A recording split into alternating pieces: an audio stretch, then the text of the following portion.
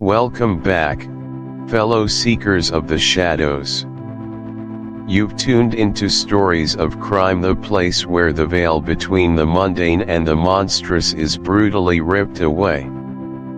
Tonight, we aren't just reading a report. We are opening a file, marked top priority, tucked away in the darkest corner of the archives. We're going to step across that chalk line and peer into the void, where human nature meets its most terrifying extremes. In this hour, the street lights flicker, the shadows deepen, and the truth is often far more chilling than any fiction you could invent. Forget the heroes. Tonight, we focus on the villains. On the motives that curdle the blood, and the consequences that echo forever. So, dim the lights. Lock your doors. Take a deep, steadying breath, because once the story begins, there's no turning back. This is Stories of Crime. And the case we're unfolding tonight is The Phantom of the Opera. Book, The Ghost in Box 5. Hey everyone, and welcome back to the channel.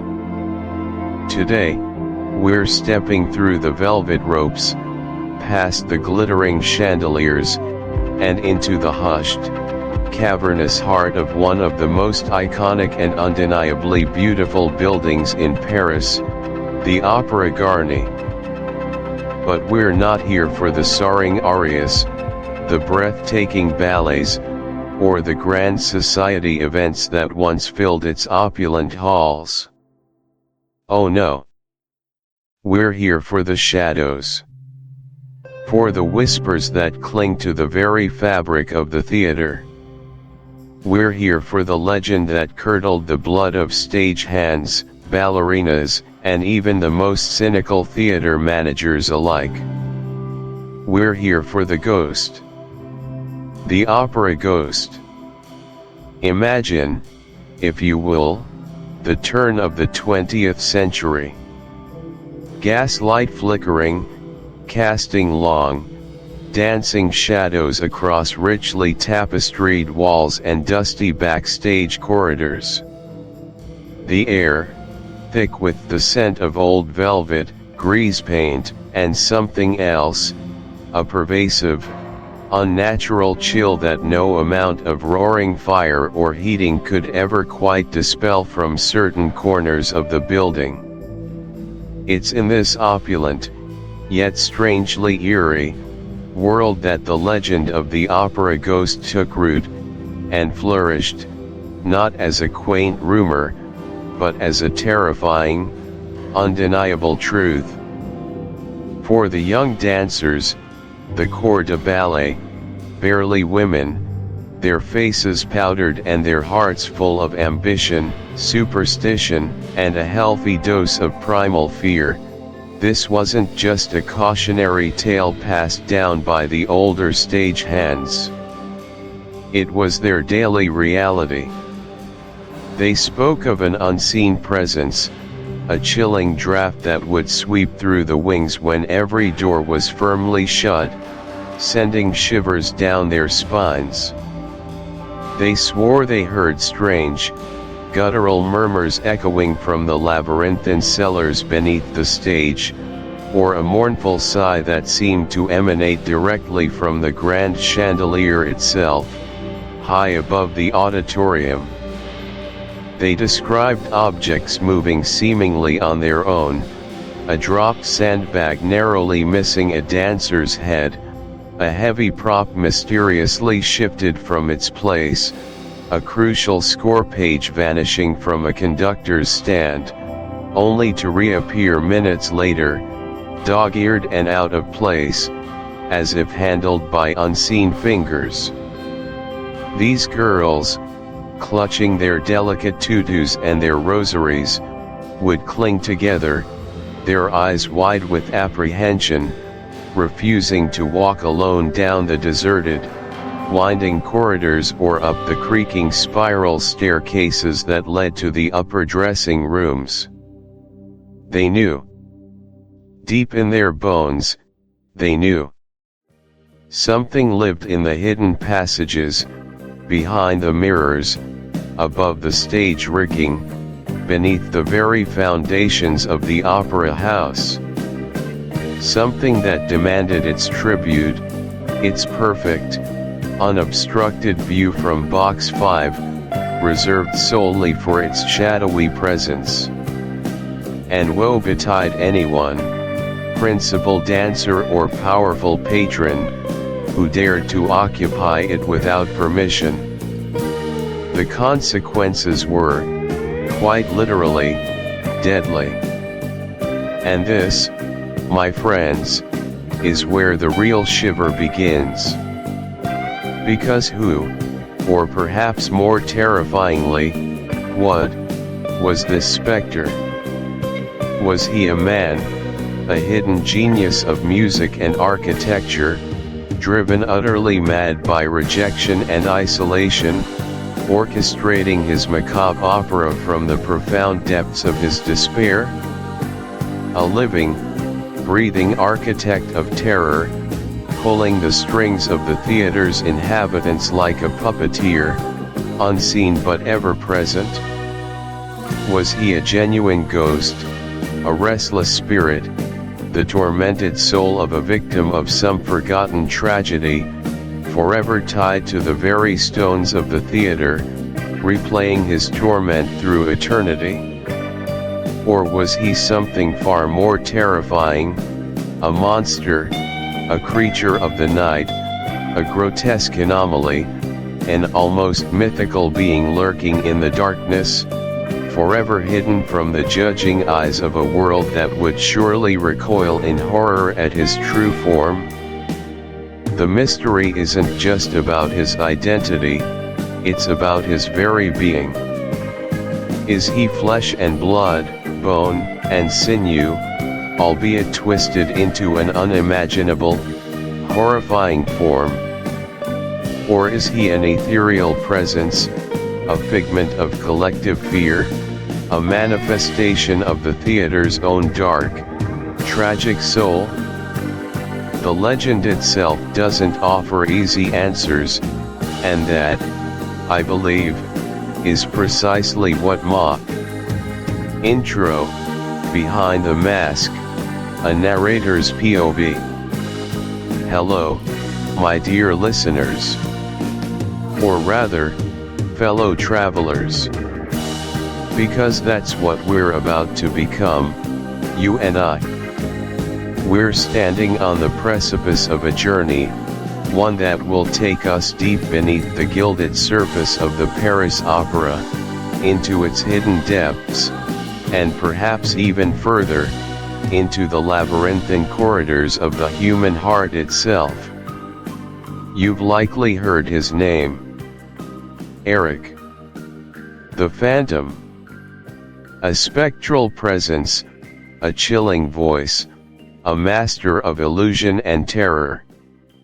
For generations, he has stalked our imaginations, a figure synonymous with the macabre, the monstrous. He is the villain, isn't he? The shadowy antagonist, the embodiment of a primal fear, lurking just beyond the spotlight, waiting to snatch away innocence and beauty. But what if I told you that the story, as it's often told, is merely a mask? A simplified caricature of a soul far more complex, far more tragically human than any simple monster could ever be. What if the horror isn't just in his actions, but in the profound loneliness that shaped them? For years, I, like many, saw the Phantom primarily through the lens of spectacle, the iconic mask, the crashing chandelier, the sweeping romantic tragedy. And there's undeniable power in that. But the more I returned to his story, The more I listened to the echoes of his suffering in the original pages, the more convinced I became that we were missing something vital. We were missing him. The man beneath the myth. The artist, the architect, the lover, the child irrevocably broken by a world that refused to look past his face. This project, this endeavor we're embarking on, is my attempt to peel back those layers. To treat Erik, not as a straightforward villain deserving of our condemnation, but as a profoundly tragic figure. A man whose monstrous deeds are inextricably linked to a lifetime of monstrous suffering. It's an act of empathy, yes, but also an act of literary forensics. We're going to search for the fingerprints of his humanity in the very fabric of the narrative, in the spaces between the lines where his cries for connection were so often suffocated. We'll seek to understand the origins of his desperation, the wellsprings of his artistic genius, and the devastating impact of his isolation. And to do that, we have to start where it all began, with Gaston Leroux himself. It's fascinating, isn't it, to think that the progenitor of such a fantastical tale was, at heart, a journalist. A man of facts, of investigations, of meticulous reporting. Leroux wasn't just spinning a yarn, he was, in his own unique way, presenting a case. He wove his narrative with the language of archival documents, police reports, and eyewitness testimonies, blurring the lines between fiction and purported fact. He presented his story as an account, a true story that he, as the diligent reporter, had uncovered from the dusty annals of the Paris Opera. This journalistic style is crucial to understanding the novel's subtle genius, and indeed, to understanding Erik himself. Leroux treats the extraordinary as if it were simply a matter of diligent research.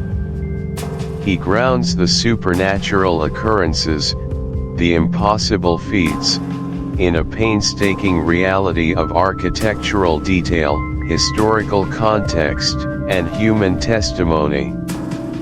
And in doing so, he lends an air of unsettling authenticity to Erik's existence. He makes us ask, could this really have happened? This approach gives the story a weight that a simple ghost story often lacks. It doesn't just ask us to suspend disbelief, it subtly demands our belief, or at least our serious consideration. And it's within this framework of a supposedly real account that Erik's tragedy gains its profound resonance. Because if he could have been real, if such a figure could have existed, then the societal cruelty that forged him becomes all the more chillingly plausible. Leroux doesn't just invent a monster, he uncovers the societal mechanisms that might produce one, cloaked in the grandiosity of the Belle Epoque's most magnificent edifice. Our goal, therefore, isn't to revel in simple horror.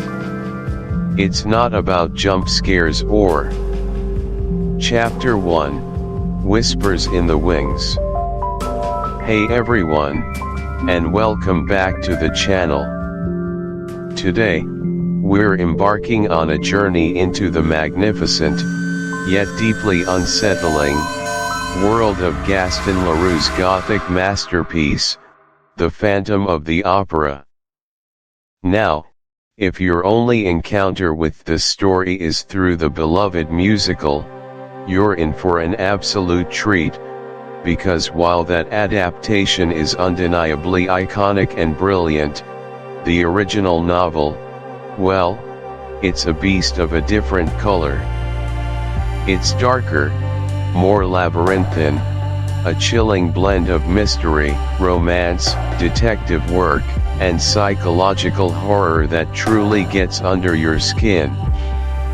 And we're going to begin our exploration right at the very beginning, with what I've dubbed Chapter 1, Whispers in the Wings. Imagine, if you will, the opulent grandeur of the Paris Opera Populaire, a glittering jewel box of artistry, innovation, and societal spectacle. Beneath the surface, though, beneath the velvet curtains and the gilded proscenium arches, there's a persistent, chilling tremor, a dark undercurrent of fear that the polished facade can barely contain. It's a place of dreams, yes, but also a place where nightmares feel terrifyingly real. Our story, or at least this particular chilling chapter of it, truly kicks off with an event so gruesome, so shocking, that it shatters any pretense of normalcy backstage. The air in the opera house, usually thick with the scent of grease paint, old wood, and nervous excitement, suddenly becomes heavy with something far more sinister, pure, unadulterated terror. The horror of Joseph Buquet. Picture the scene. It's a stifling hot night, one of those oppressive Parisian evenings that makes the very stones sweat.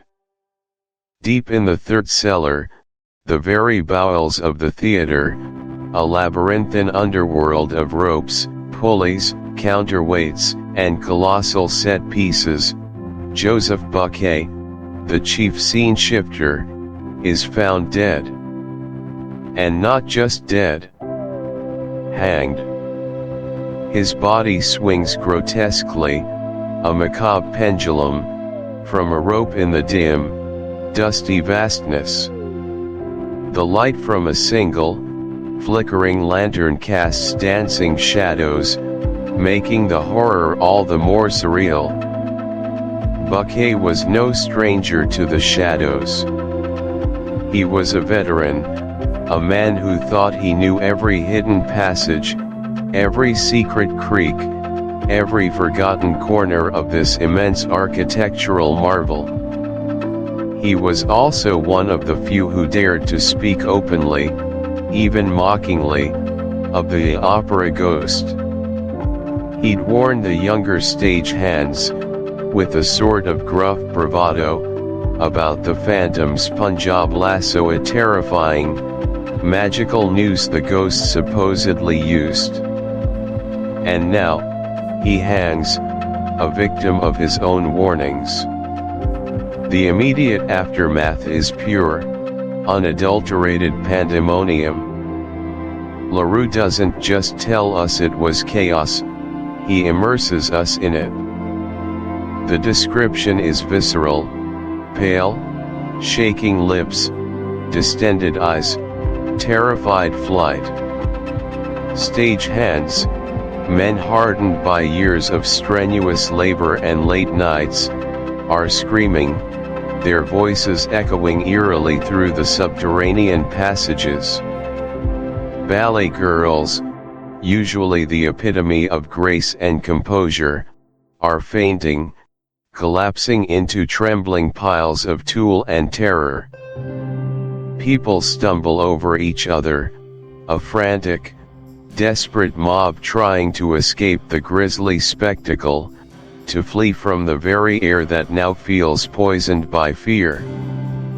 The whispers, already present in the theater's collective subconscious, explode into a cacophony of certainty. This is the work of the phantom.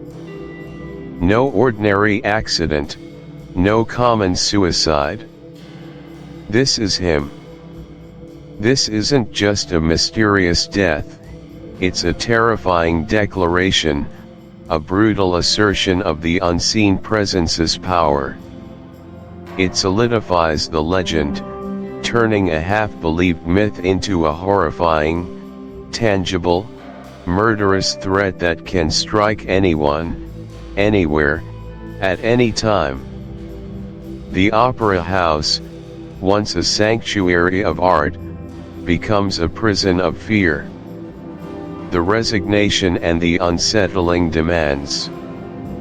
This unspeakable incident, this grotesque murder, isn't an isolated event.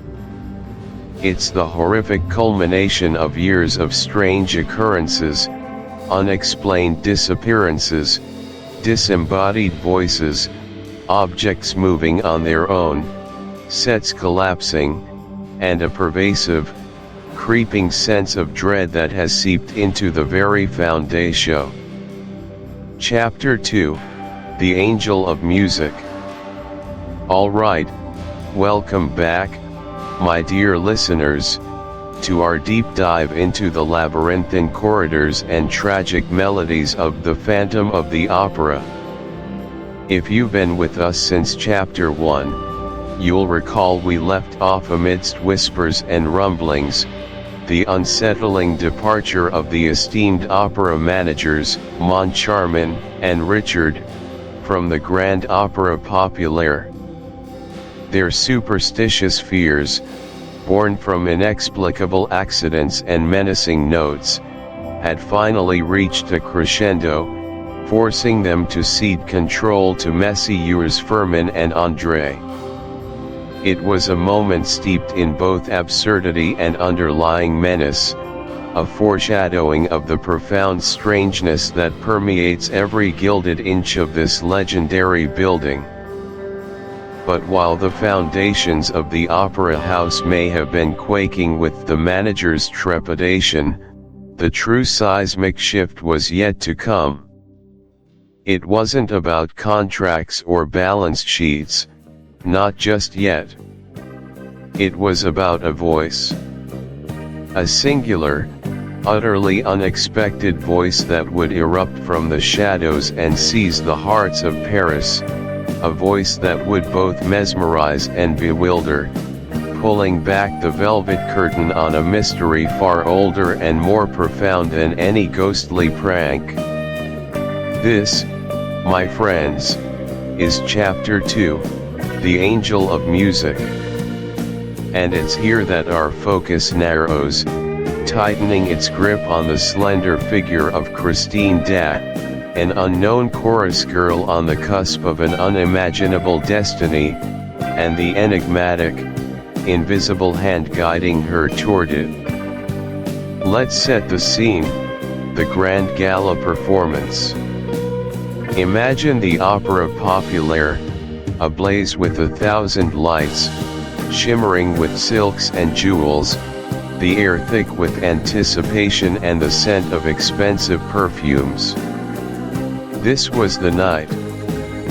The social event of the season, a showcase of the opera's enduring brilliance, particularly featuring its reigning diva, the tempestuous and undeniably talented, if a tad bit overblown, La Carlotta. The spotlight, quite literally, was hers. Or so everyone thought.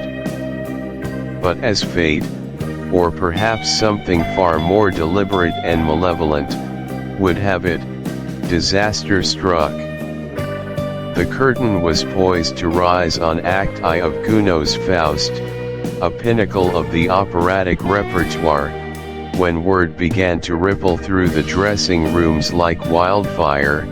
La Carlotta, the star of the evening, was indisposed. Ill-struck down by some mysterious ailment that rendered her incapable of gracing the stage.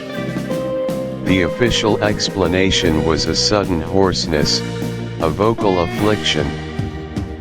But those of us who know the story, who feel the pervasive influence of the opera ghost, can't help but suspect a far more spectral intervention, can we? Perhaps a carefully aimed stage wait, or a perfectly timed, menacing note slipped under her door, threatening a greater calamity if she dared to sing. The ghost, it seems, had other plans for the evening's performance. Panic, a raw, primal surge, erupted backstage. The new managers, Furman and André, barely having settled into their opulent offices, were already facing a crisis of monumental proportions. To cancel the gala? Unthinkable. The socialites, the critics, the powerful patrons, they would be furious. Reputations would be shattered. Fortunes would be lost. Who on earth could possibly replace La Carlotta on such short notice, in such a demanding role, and still deliver a performance worthy of the opera populaire? Amidst the frantic chaos, a calm, almost unnerving voice cut through the clamor. It belonged to Madame Giry, the formidable ballet mistress. You remember her from Chapter 1, the stern, all-knowing figure with the black skull cap and the peculiar insights into the opera ghost's habits. It was Madame Giry who, with an air of quiet certainty, suggested a name that would, at first, draw blank stares and then incredulous snorts of derision: Christine Daaé. Christine Daaé. The little Swedish chorus girl. The one who, while pretty and earnest, possessed a voice that was, well, adequate at best. A voice that could blend, certainly, but never soar. The idea seemed preposterous. A desperate gamble. But with no other viable options, and Madame Giry's insistence carrying an unspoken. Chapter 3, The Mirror's Deception. All right, my friends, welcome back. We've journeyed through the labyrinthine corridors of the Paris Opera Populaire, witnessed Christine Daaé's improbable ascent, and felt the lingering, almost spectral presence of her mysterious mentor, the angel of music. We've seen her talent bloom under his unseen tutelage, her voice reaching heights previously unimagined. But now, in this chapter, we step across a threshold. We move from the realm of the whispered promise to the terrifying, seductive reality. We're diving into Chapter 3 of our exploration of Gaston Leroux's The Phantom of the Opera, a chapter I've titled, The Mirror's Deception. This isn't just about a physical journey, though one certainly takes place. It's about a profound, almost irreversible shift. Our goal today is to unravel the intricate tapestry of the soul's seduction, to understand how Christine Daaé, a young woman steeped in innocence and grief, is drawn across the Rubicon, entering irrevocably into the phantom's strange, beautiful, and utterly dangerous world. It's where the whisper becomes a command, where belief solidifies into a terrifying truth, and where a seemingly benevolent guide reveals his true, possessive nature. Imagine the scene. The opera house hums with the afterglow of a triumphant night. Christine Daaé, still reeling from the electrifying energy of her performance, finds herself back in her humble dressing room. The grease paint is smudged, her costume perhaps a little disheveled, the scent of stage makeup and faded roses clinging to the air. The adrenaline begins to recede, leaving behind the quiet hum of exhaustion and perhaps a touch of bewildered pride.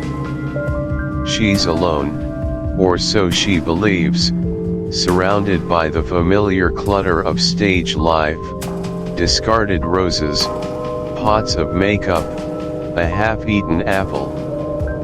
The gaslight flickers, casting long, dancing shadows, making the mundane surroundings seem charged with anticipation, as if holding its breath. She sits, perhaps gazing at her reflection in the dressing table mirror, trying to reconcile the triumphant diva the audience saw with the simple girl she knows herself to be, the girl who still mourns her lost father. And then, it happens. A sound, not a sound really, but a resonance. A presence that fills the small room, not with physical bulk, but with an overwhelming sense of being. It's a voice, yes, but unlike any she's ever heard.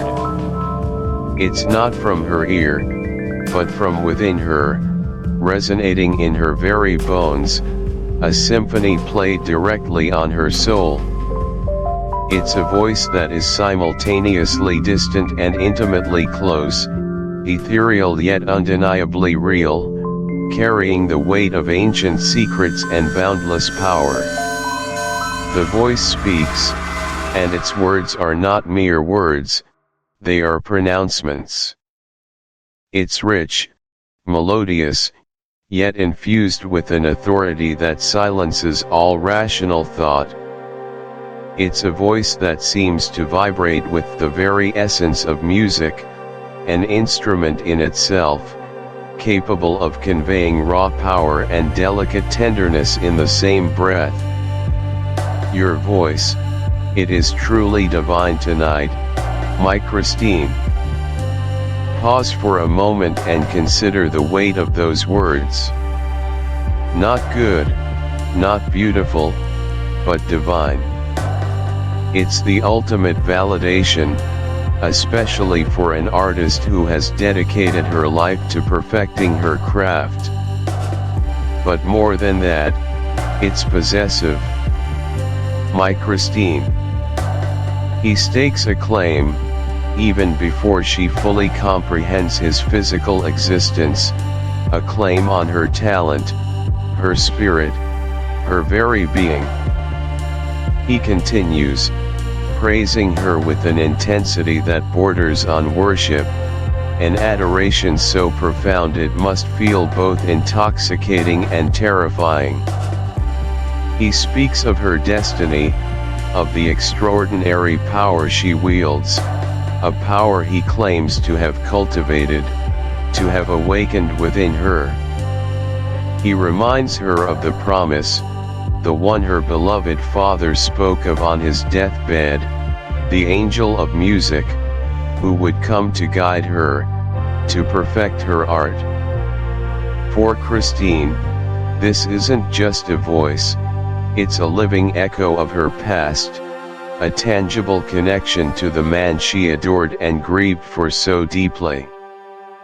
This angel has been her secret tutor, her unseen mentor, guiding her from Chapter 4, Descent into the Abyss. Hey everyone, and welcome back to the channel. I'm so glad you're here, because today, we're diving deep. And I mean really deep. Last time, we left Christine in a moment of utter bewilderment, drawn by an irresistible force, by a voice she believed to be her angel of music, a voice that commanded her to follow, to descend. And descend she did. So, take a deep breath with me, because in this chapter 4, aptly titled Descent into the Abyss, we're going to step with Christine into a world few mortals have ever seen. We're going to feel the chill of the underground lake and catch our first glimpse of the Phantom's legendary lair. This isn't just a physical journey, It's a symbolic one, a passage into the very heart of the opera ghost's tragic, beautiful, and utterly terrifying world. The moment Christine stepped, or rather, was guided, into that small, flat-bottomed boat, the world above ceased to exist. Imagine it with me, if you will. Try to picture being there, right alongside her, huddled in that cramped space, feeling the utter lack of control. The absolute, unyielding darkness was the first assault on the senses. This wasn't the friendly dark of a moonless night in the countryside, where your eyes eventually adjust, where the faint outline of trees or distant stars might pierce the velvet. Oh no. This was a primordial, suffocating darkness, the kind that presses in on your eyeballs, making you wonder if they're open or shut. It was a liquid, palpable void, stretching out endlessly, its depths unknown, its secrets jealously guarded. Every flicker of light from above, every memory of the familiar world, felt like a distant, dying star, swallowed by this infinite abyss. Then came the soundscape of this underworld. Or perhaps, more accurately, the lack of sound. An unnerving, profound silence initially enveloped them, broken only by the gentle, rhythmic lapping of water against the sides of the boat, a sound that, paradoxically, only amplified the sense of isolation. It was the sound of a heartbeat in a tomb.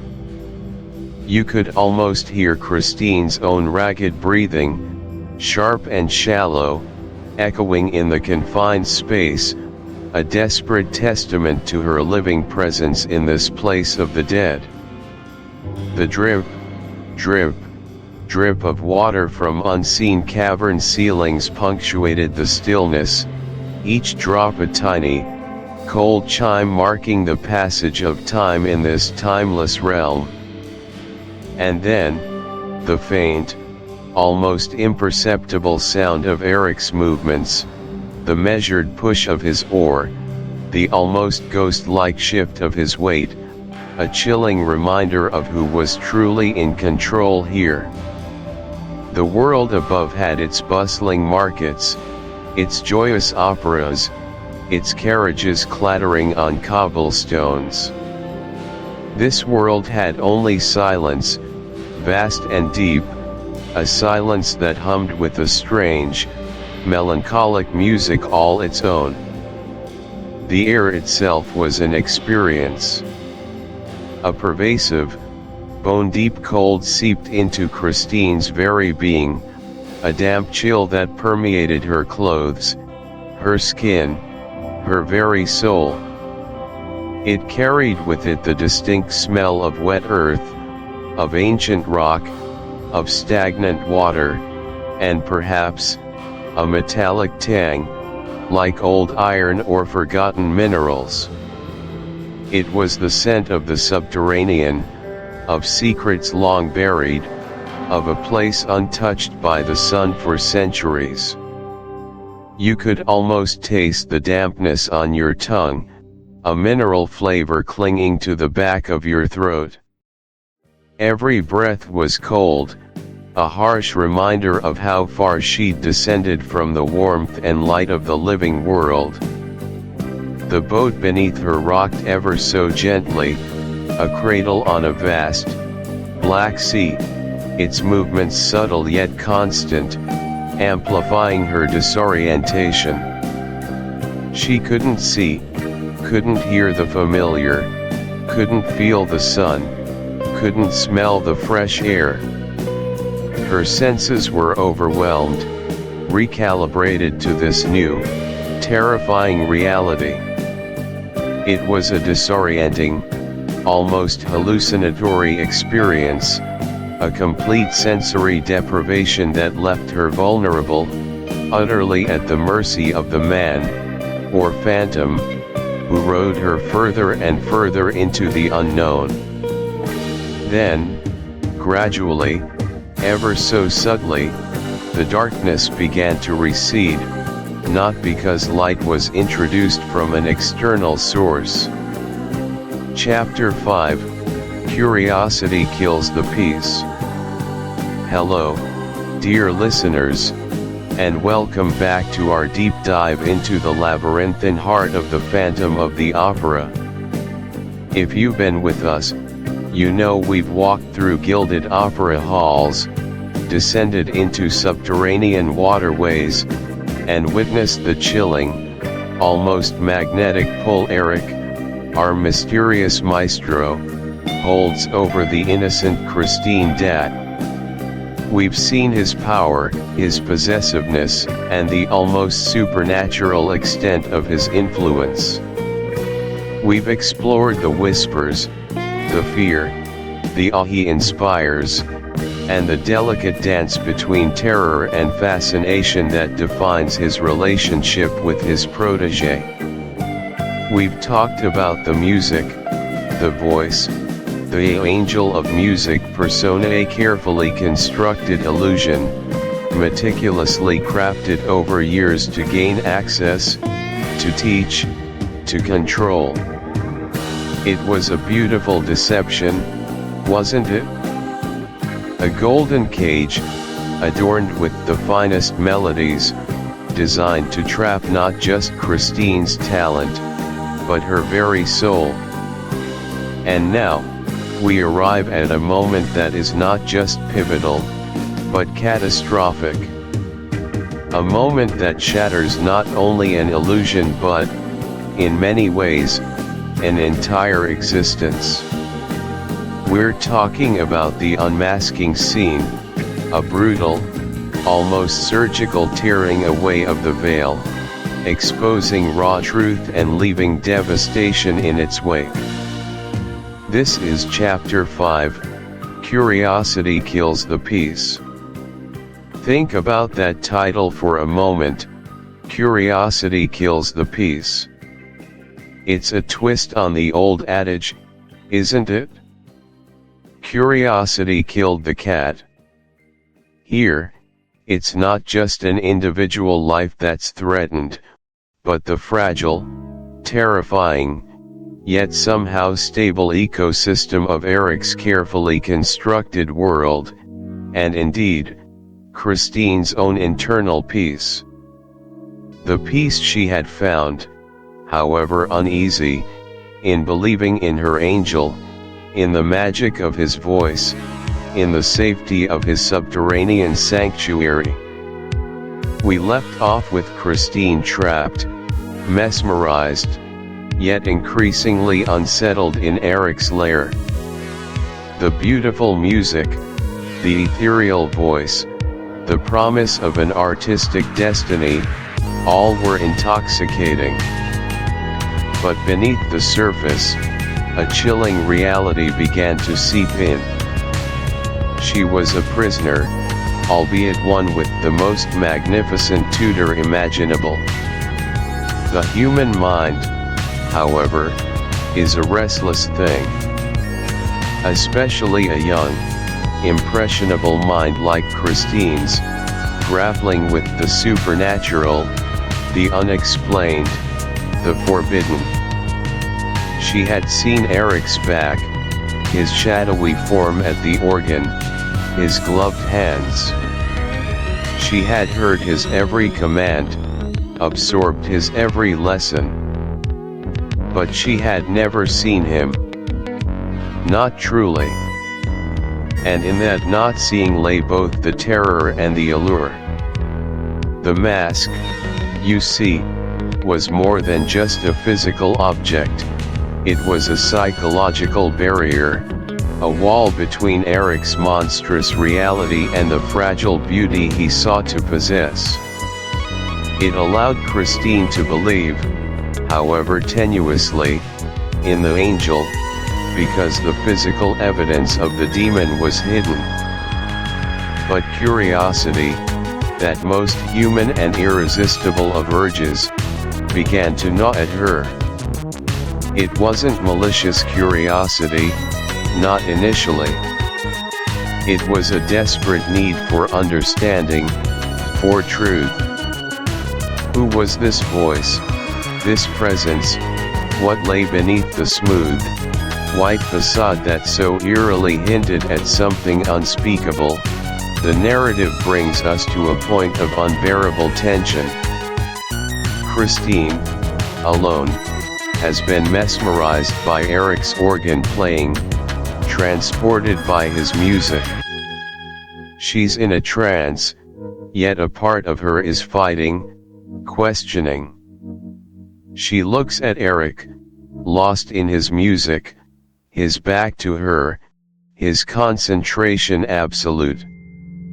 He's at his most vulnerable, paradoxically, when he is most powerful, pouring his soul into the notes. And in that moment of vulnerability, something snaps within Christine. The temptation, the need to know, becomes overwhelming. It's a visceral, unstoppable impulse. She moves, almost without conscious thought, drawn by an invisible thread. Her hand reaches out, trembling, hesitating for a fraction of a second. This is it. The point of no return. The moment where innocence confronts the unimaginable. And then, with a sudden, decisive jerk, she tears it off. The mask. The smooth, white, featureless mask that had been his shield, his disguise, his very identity in the world of shadows. It comes. Chapter 6, Terror from Above. All right, my friends, settle in. If you've been following along, you know we've arrived at a pivotal, chilling moment in our journey through the shadowy passages of the opera populaire. We've witnessed the phantom's growing obsession, Christine's reluctant rise, and the manager's infuriating, almost comically stubborn refusal to take the warning seriously. We've seen the notes, the demands, the petty acts of sabotage. But now, we're about to witness something far more grand, far more terrifying. Welcome to Chapter 6, Terror from Above. This is where the Phantom stops playing games and unleashes his full, terrible wrath upon those who dared to defy him. Think back to those letters, those demands. The Phantom, in his chillingly formal prose, had promised consequences. He had explicitly warned the new managers, Moncharmin and Richard, that their refusal to comply with his demands regarding Christine's salary and Carlotta's role would lead to, and I quote, a disaster beyond imagination. A phrase, mind you, that reverberates with such sinister undertones when you actually stop to consider it. Beyond imagination. What kind of mind conceives of a disaster that transcends even our wildest fears? The managers, bless their obtuse hearts, dismissed it all as a silly prank, the work of a few disgruntled stagehands or an overly ambitious understudy. Oh, the arrogance of the unenlightened. It's a classic human flaw, isn't it? To disbelieve what you cannot comprehend, even when the evidence stacks up like precarious theatrical flats. They saw the missing money, they heard the rumors, they even received a direct visitation from the man in black himself, yet still, They scoffed. They laughed. They believed they could outsmart the ghost of the opera house. And in their hubris, they reinstated Carlotta to the lead role for the highly anticipated performance of Gounod's Faust. A magnificent irony, wouldn't you agree? Faust, a story of a scholar who makes a pact with the devil, selling his soul for knowledge and power, only to face ultimate damnation. Perhaps the Phantom found a poetic resonance there, a subtle nod to the manager's own unwitting pact with oblivion. The night of the performance arrived, cloaked in an air of electric anticipation. The opera populaire glittered, bathed in the warm glow of thousands of gaslights, the grand chandelier above the auditorium casting its sparkling diamonds of light across the plush red velvet seats. The air hummed with excitement, the rustle of programs, the murmur of the Parisian elite. Everyone, it seemed, was there to witness the return of the celebrated diva, Carlotta, to the stage.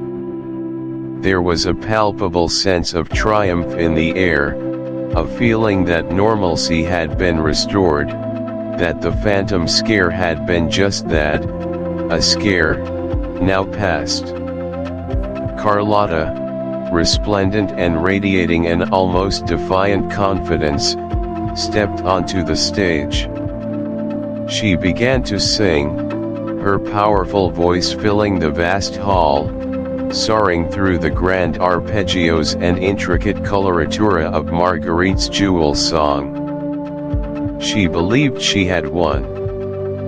The managers, beaming in their box, preened like peacocks, convinced they had faced down the Phantom and emerged victorious. And then it happened. Mid-aria, as Carlotta was reaching for a particularly high and delicate note, a sound, utterly alien and grotesquely out of place, erupted from somewhere deep within her throat. It wasn't a cough, it wasn't a gasp, it wasn't even a human sound. It was a guttural, unmistakable croak. Imagine it. A toad's croak.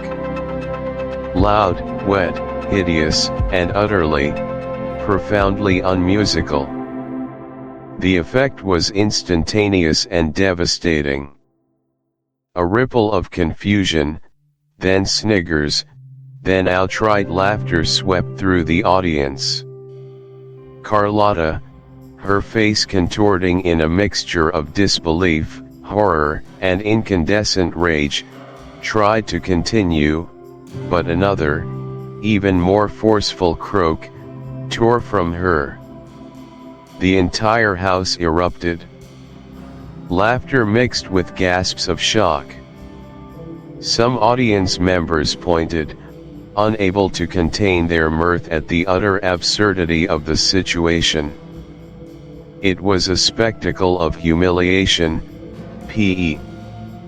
Chapter 7, The Red Death at the Masquerade.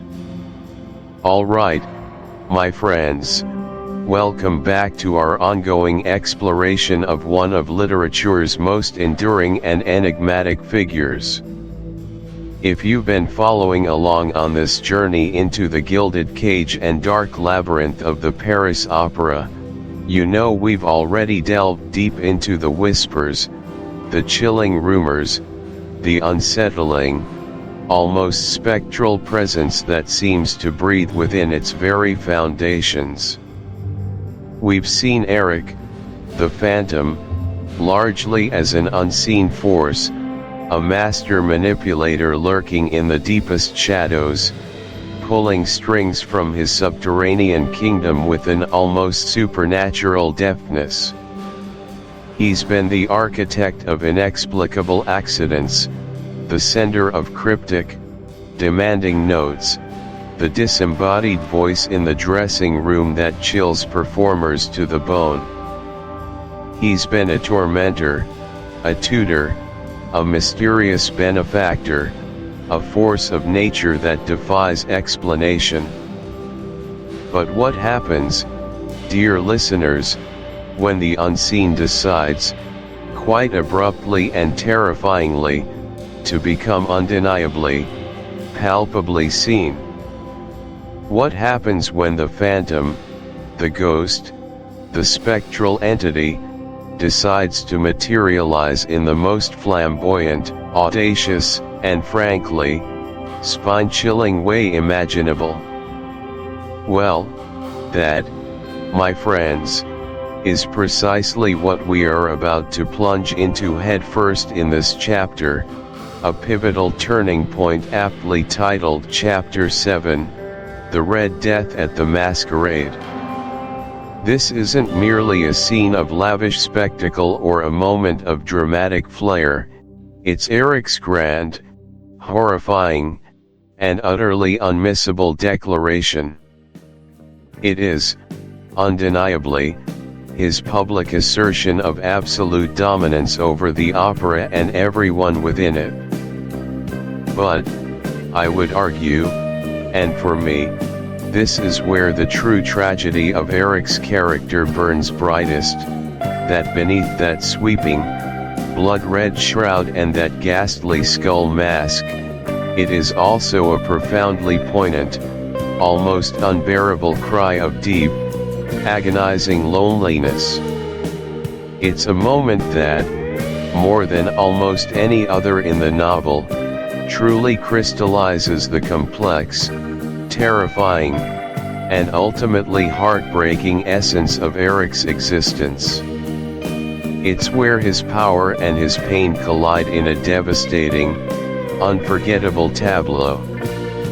Let's take a moment, shall we, to truly immerse ourselves in the glittering, intoxicating atmosphere of the Garni Opera House on this particular, fateful night. It is a night unlike any other, vibrating not with the hushed anticipation of an overture, but with the sheer, unbridled joyous abandon of a grand masked ball. After the recent succession of unnerving upheavals, the strange, almost supernatural accidents on stage, the unsettling, often threatening demands issued from unseen corners, the general pervasive air of unease and dread that the phantom had so skillfully woven into the very fabric of daily life at the opera, the new managers, Moncharmin and Richard, are practically desperate to restore a semblance of normalcy, a feeling of light-hearted celebration. They've decided to host this magnificent fete, this grand costume ball, perhaps as a defiant gesture, a lavish act of reclamation, a way to visibly wrest the opera back from the dark, unseen forces that have clung to it like a shroud. They want to prove that life, music, and joy can still thrive here, despite everything. And what a spectacle it is, a veritable feast for the senses.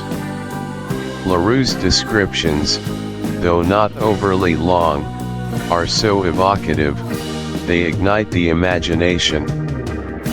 Think of the main foyer, usually a place of dignified, almost reverent arrivals and hurried departures, now completely transformed into a vibrant, swirling riot of color, sound, and exuberant movement.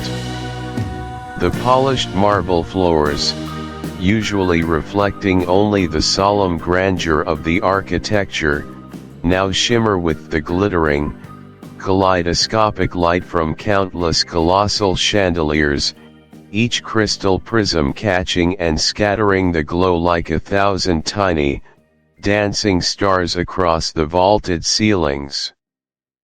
The vast, sweeping staircase, typically traversed with measured elegance, now teems with revelers in every conceivable, fantastical costume, ancient historical figures rubbing shoulders with mythical creatures from forgotten legends, boisterous jest.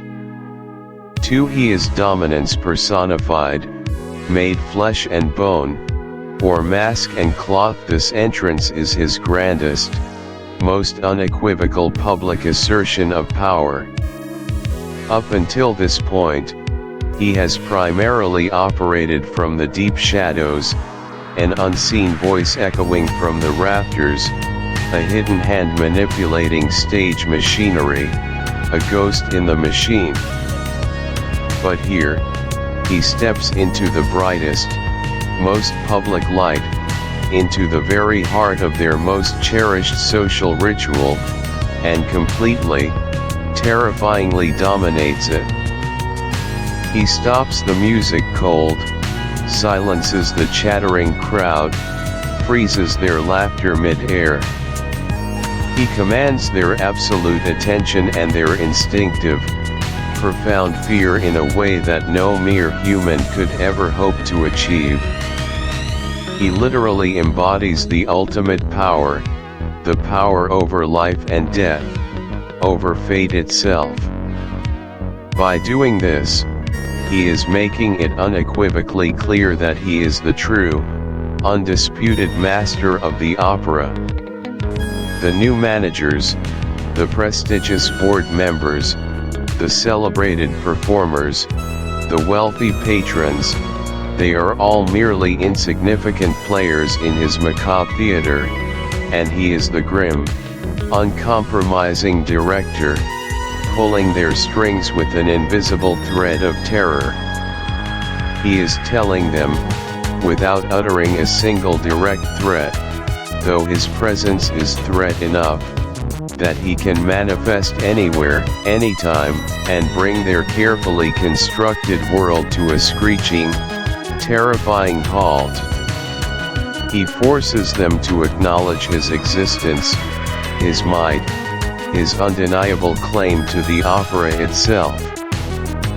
3. The ultimate, tragic expression of loneliness and profound isolation, and this, for me, dear listeners, is where the scene truly, utterly breaks my heart and elevates Erik from a simple villain to one of literature's most complex and tragic figures.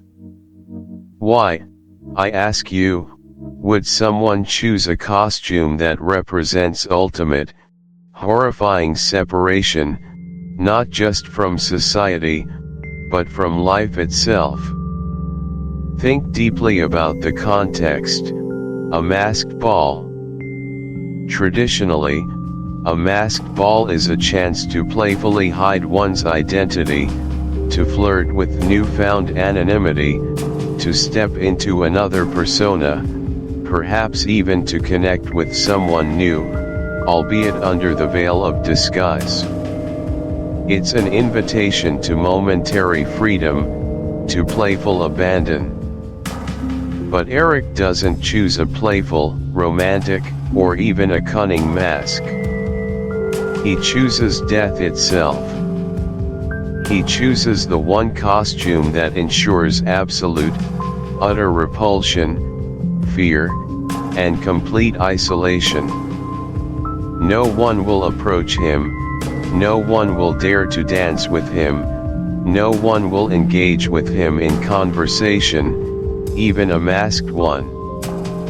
He is intentionally, painstakingly making himself the most feared, the most unapproachable figure in the entire room, the very embodiment of what they desperately try to avoid.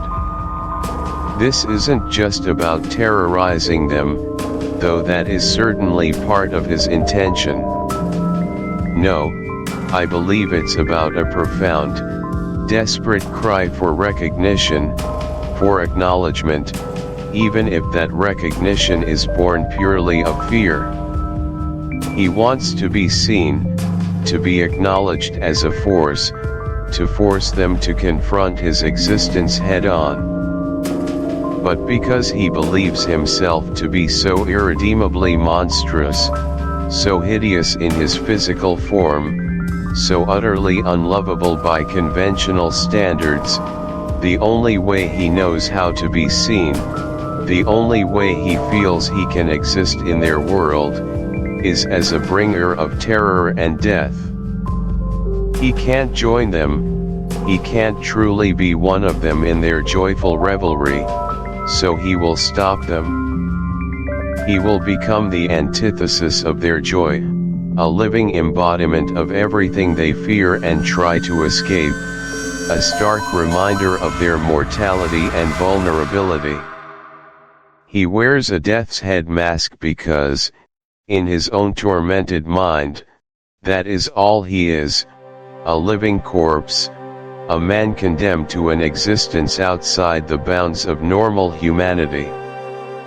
He is death walking among the living, not just to scare them, not just to control them, but because that's fundamentally how he perceives his own presence in the world, a blight, a horror, a thing that brings only sorrow and destruction to those who come too close, or even those who simply share the air with him. His choice of the Red Death costume isn't just an act of calculated malice or a display of brute power, it is, more tragically, a self-fulfilling prophecy of his own inescapable isolation, a visual representation of his profound alienation.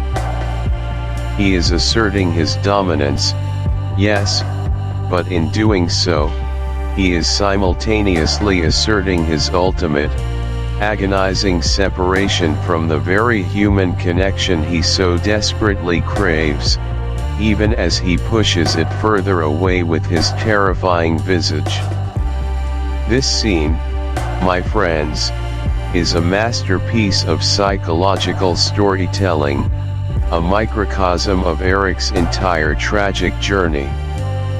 It shows us Erik not merely as a supernatural ghost or a one-dimensional villain, but as a deeply wounded, intensely powerful, and profoundly lonely soul, desperately trying to control a world that has rejected him entirely, and in doing so, only pushing himself further and further into the abyssal depths of his own making.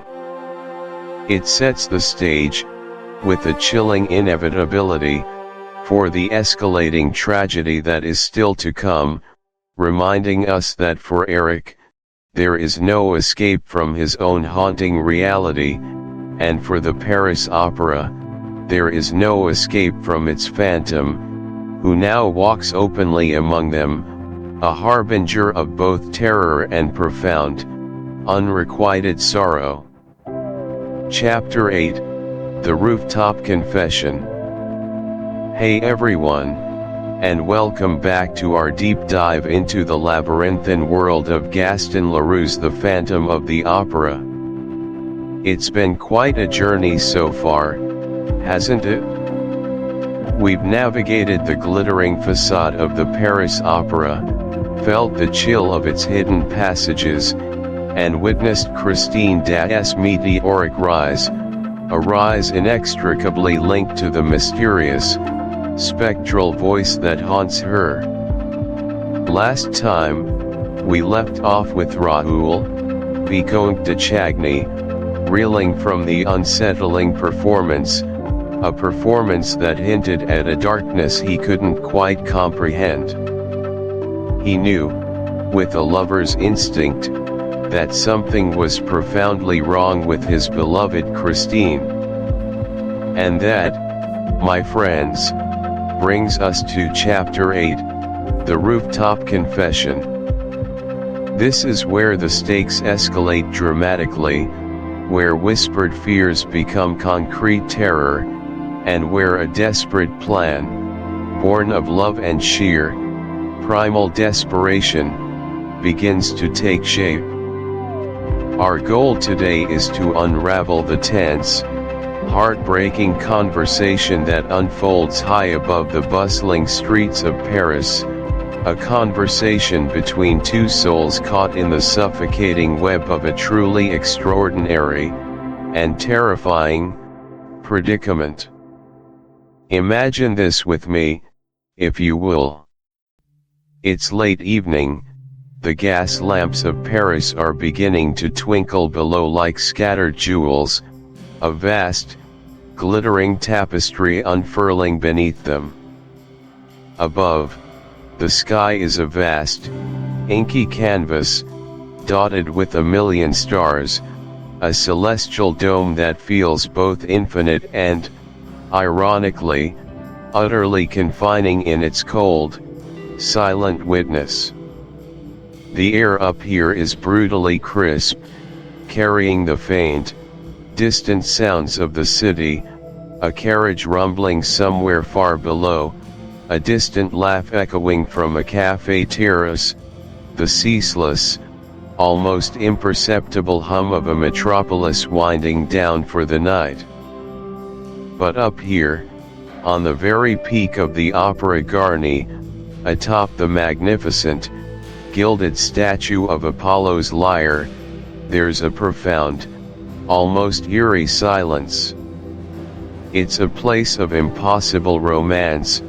Yes, a spot where lovers might dream under the stars, but tonight, it's also a place of stark vulnerability, a lonely outpost against an unseen horror. This is where Raoul, his heart pounding a frantic rhythm against his ribs, finally finds Christine. He's been searching for her, driven by a mixture of deep concern, a flicker of jealous possessiveness, though he'd never admit it aloud, and a persistent, gnawing dread that has burrowed deep into his bones ever since he witnessed her perform that evening. He sees her there, a solitary figure silhouetted against the nascent moonlight, a vision of ethereal beauty marred by a profound, almost sculptural sadness.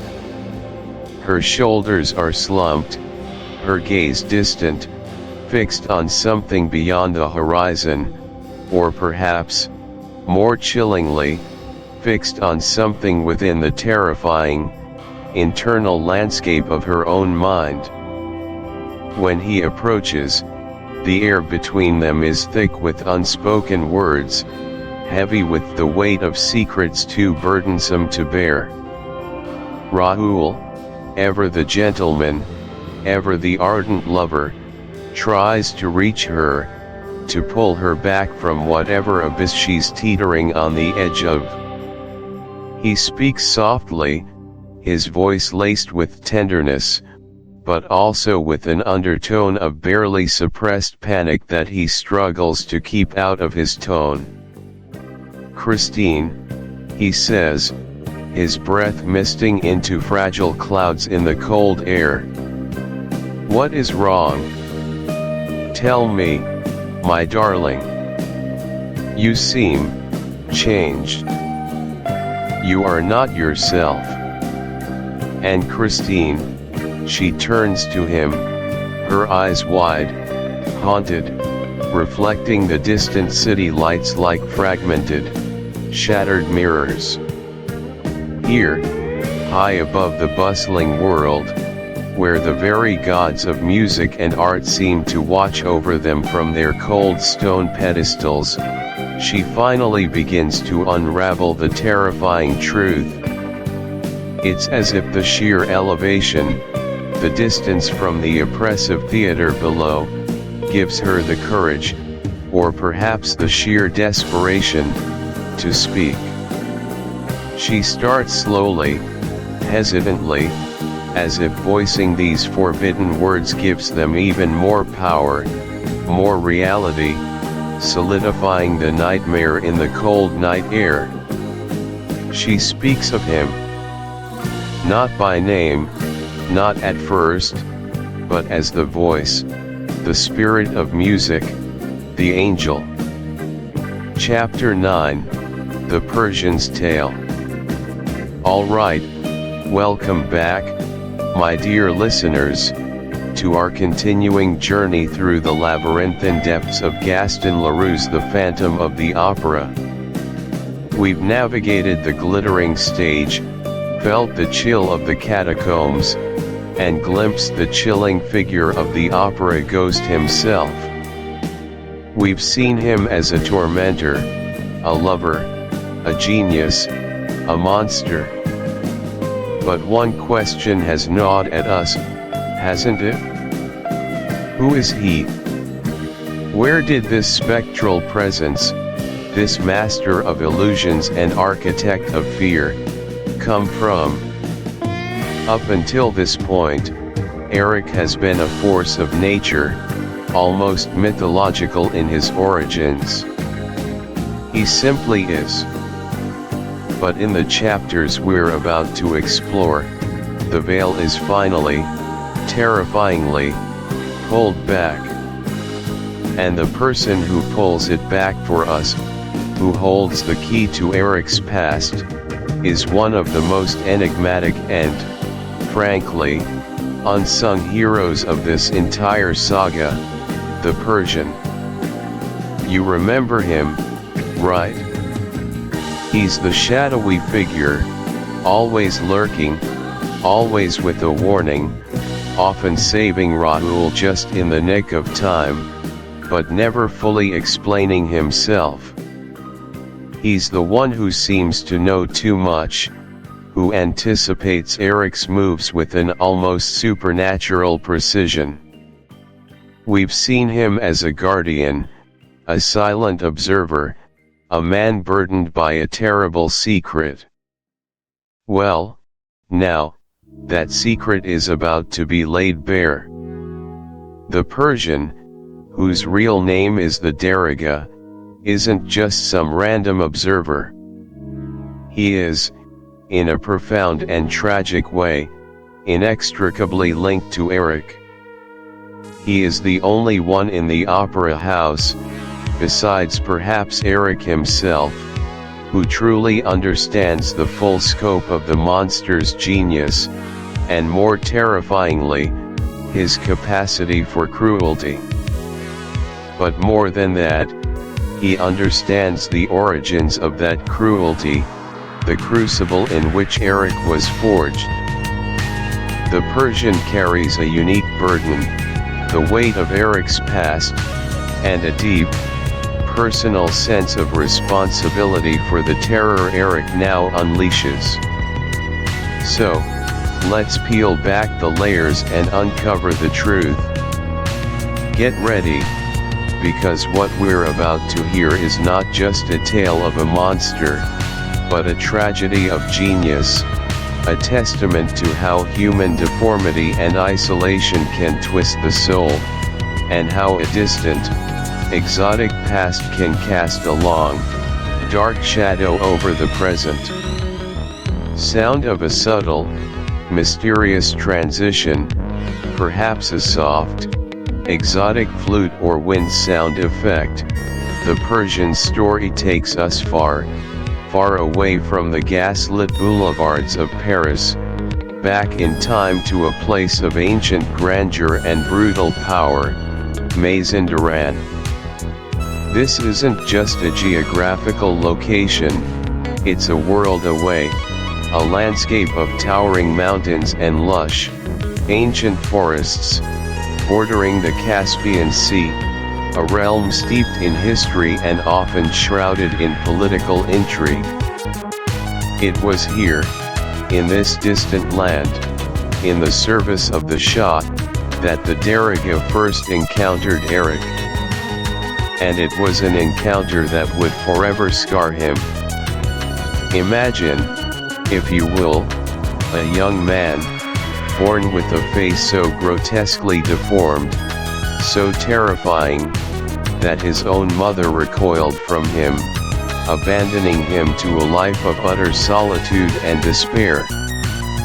This was Erik.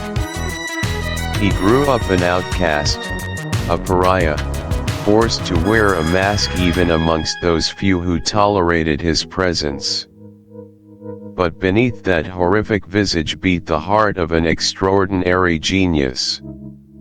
A mind sharp as a razor, a soul brimming with an almost superhuman capacity for art, invention, and, tragically, a deep, burning resentment. The Shah of Persia, at the time, was a man of immense power, but also a connoisseur of the unusual, the spectacular, the dangerous. He was drawn to Erik not out of compassion, but out of a morbid fascination.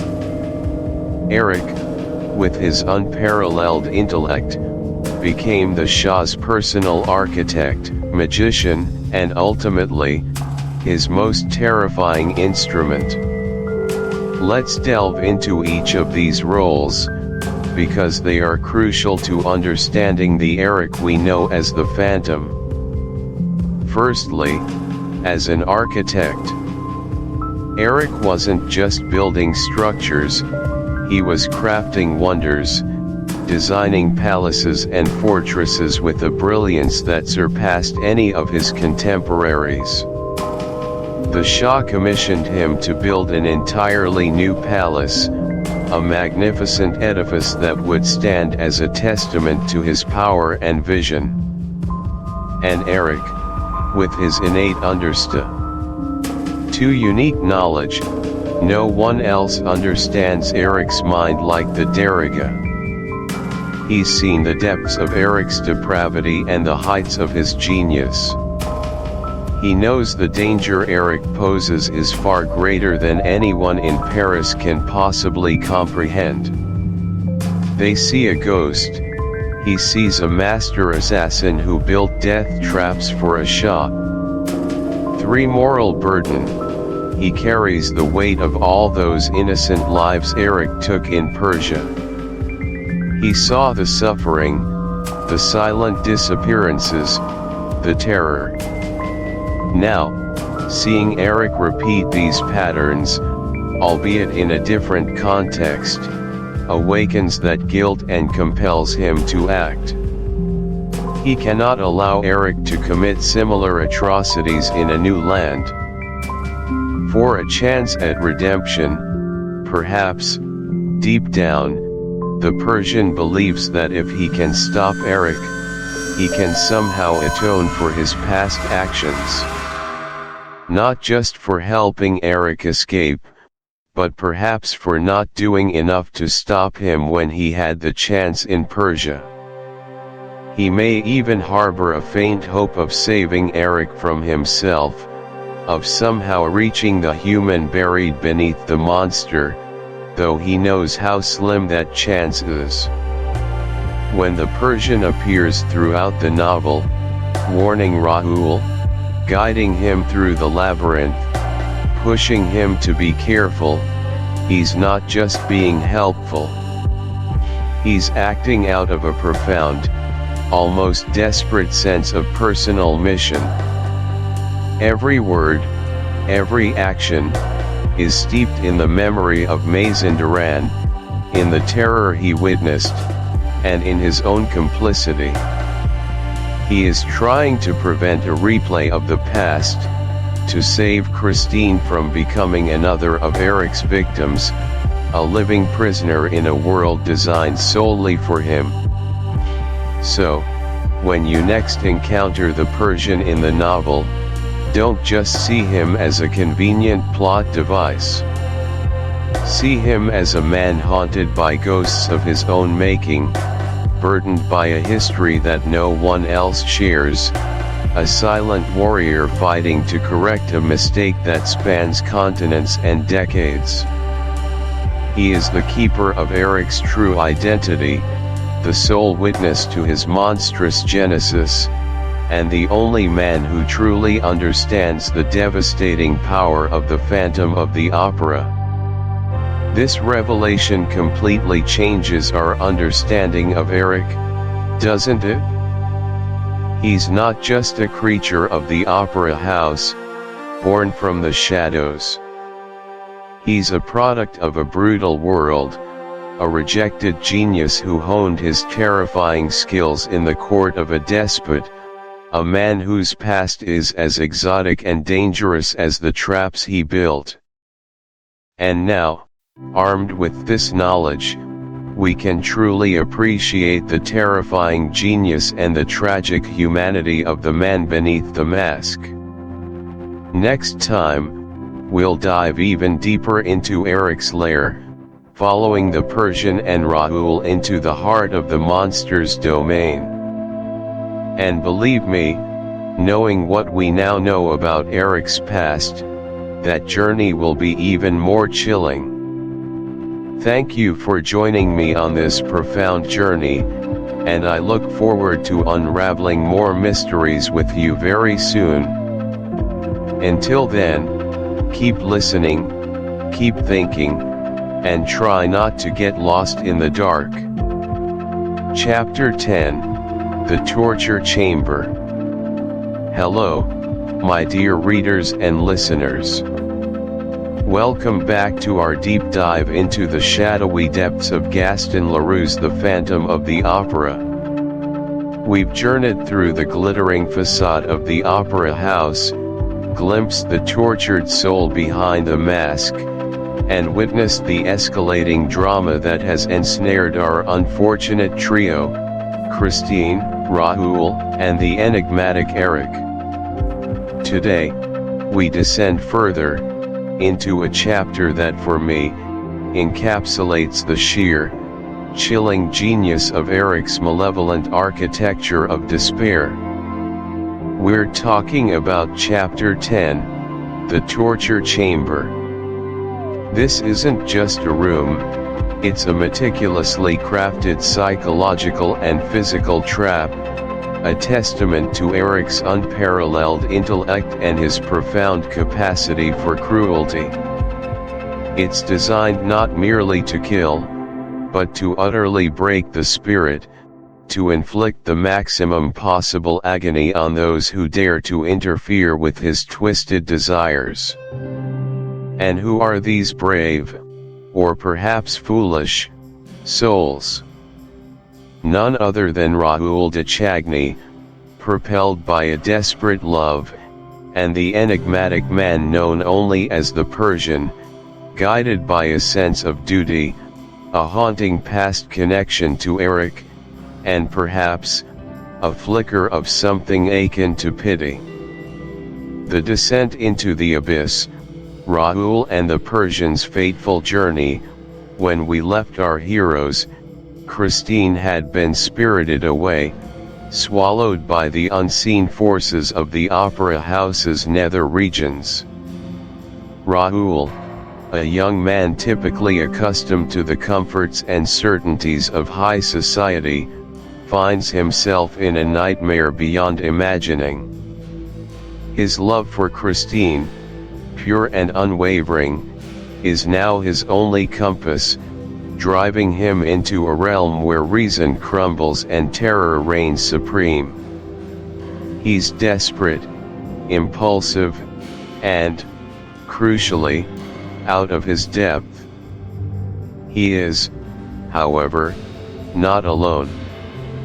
The Persian, a figure shrouded in mystery and possessed of an unnerving familiarity with Erik's subterranean world, is their guide. Imagine, if you will, the sheer weight of their undertaking. They are descending into a world designed by a mad genius, a world of traps, hidden passages, and unknown horrors. The Persian leads the way, a lantern casting dancing shadows on the damp, ancient walls of the opera house's foundations. With every step, the air grows heavier, colder, laden with the smell of earth, stagnant water, and perhaps, the lingering scent of despair. It's a descent not just into physical depths, but into the very heart of Erik's madness. Leroux masterfully paints this journey, not with grand gestures, but with the subtle creep of dread. They navigate narrow corridors, clamber over uneven stones, their breath pluming in the chill. The opera house, once a symbol of beauty and art, transforms into a monstrous, living entity, its entrails leading to an unspeakable core. Raoul, I imagine, is a whirlwind of emotions, fear gnawing at him, yes, but overridden by a fierce protectiveness, a burning resolve to rescue Christine. He's a nobleman, a man of honor, and he simply cannot conceive of abandoning her. The Persian, in contrast, is a figure of stoic resolve, his knowledge of Erik's machinations both a blessing and a curse. He understands the profound danger they are in, a danger Raoul, in his relative innocence, cannot fully grasp. He knows the cunning of the ghost, the lethal imagination that lies behind the mask. Every turn, every creaking sound, every sudden drop in temperature, is a potential snare. Their progress is slow, painstaking, punctuated by the echo of their own footsteps and the frantic beat of Raoul's heart. And then, it happens. The moment of truth, or rather, the moment of ultimate deception. They come to what appears to be a dead end, a solid wall. The Persian, with his uncanny insight, knows better. There's a mechanism, a hidden door, a trick. They open it, perhaps with a sense of relief, a belief that they are closer to their goal. But instead of a path forward, they find themselves falling. Not a long, terrifying plummet, but a sudden, jarring drop, landing them on a floor that gives way, sealing them inside. The trap springs shut. The iron clang of the hidden door, the immediate plunge into Chapter 11, The Scorpion or the Grasshopper.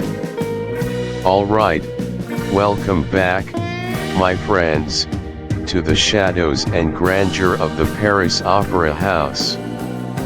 We've journeyed through its opulent halls, delved into its subterranean labyrinth, and witnessed a love triangle as complex and tragic as any ever penned.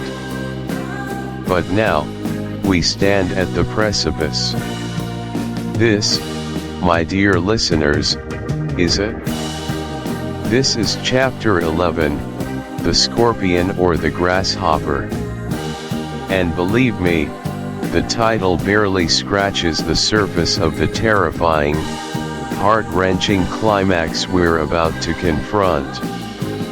If the previous chapters were the building blocks of suspense, this one is the explosive detonation. It's the moment everything comes crashing down, one way or another. The ultimate ultimatum. The point of no return. And perhaps, the most agonizing choice any human being could ever be forced to make, a decision that would forever scar the soul and redefine the very meaning of sacrifice. Imagine, if you can, truly imagine yourself in Christine Daaé's shoes in that moment. Trapped, utterly cornered, the very air thick with the dust of centuries and the palpable tension of life and death. The fate of hundreds, perhaps thousands of unsuspecting souls, resting squarely on your slender shoulders, a burden far too heavy for any one person to bear.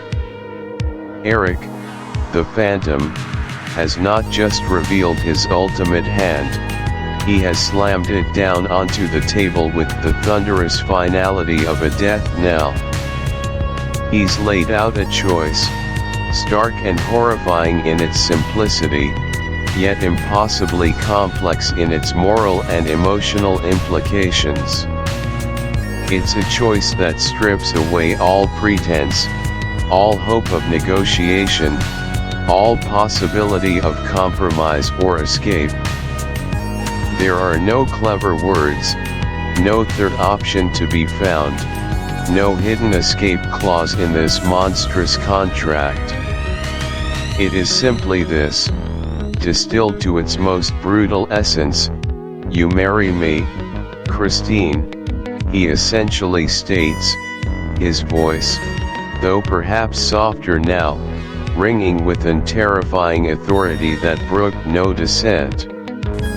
"You become my wife, spend your life in the shadows with me, as my eternal companion, my soulmate, my queen of the darkness, forever bound to my genius and my torment." And then, the chilling alternative, a whisper that cuts deeper than any scream, or, "Everything ends.